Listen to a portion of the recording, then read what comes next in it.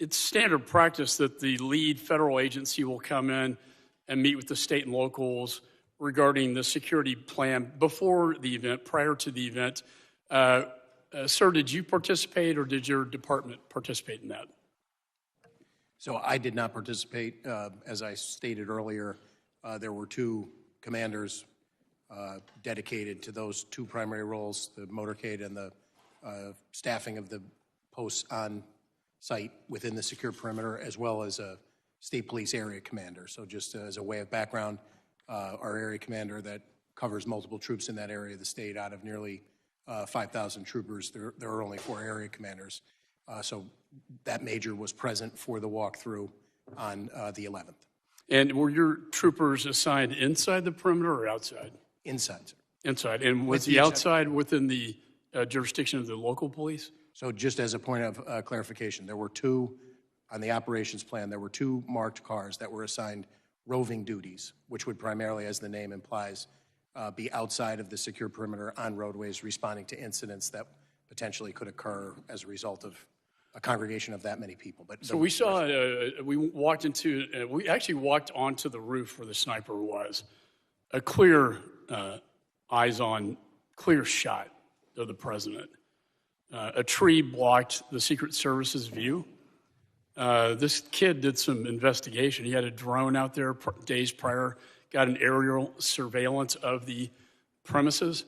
And that position was probably the best position outside the perimeter, as far as I could tell.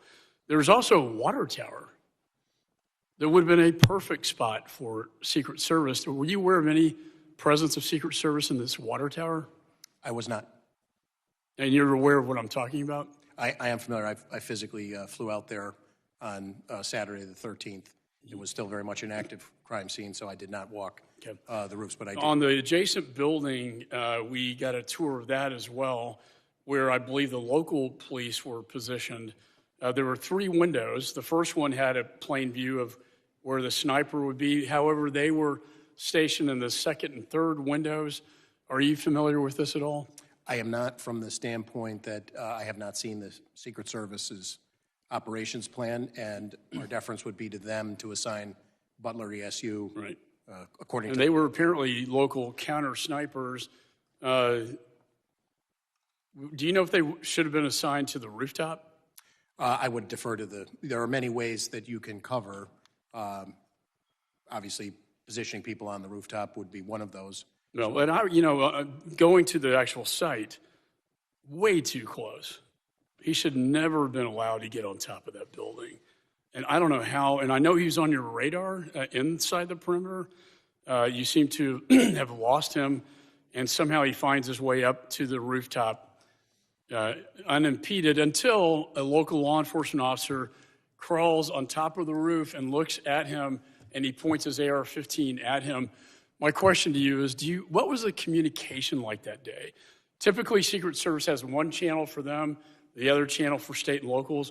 Was there any communication to identify, hey, this is not a local police officer, this is in fact an unidentified individual on the rooftop? Was that communicated to the Secret Service? So my belief, as I sit here today, is that we did have integrated communications from members that were inside of the Secret Service command post.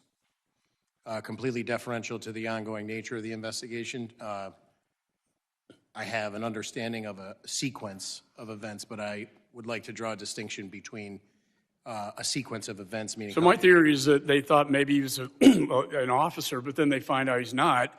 The thing I find interesting is that the counter-sniper Secret Service, within seconds of the shots on the president, kills a suspect. That tells me he had him in his sights. Maybe he was not aware of who the individual was not identified. But I know within seconds after the shots were fired at the president, the threat was eliminated. Lastly, I just want to end with this. This was actually astonishing, and I want to get your confirmation. He had a detonation device with him, and 2 of his bombs were located in his car that was parked on the other side of the perimeter. Seems to me a good theory would be that he was going to kill the president, and then detonate his car, causing a diversion, and then escape from the crime scene. Are you aware of any of this? I am aware of the presence of the device on his person. We were aware of that very early on, and that was a serious tactical consideration in the hours in the immediate aftermath as we worked that crime scene. But to your point about his ultimate theory or what his ultimate motivation was, that remains under investigation. And he had a rangefinder on him as well. That's a big red flag. I yield back.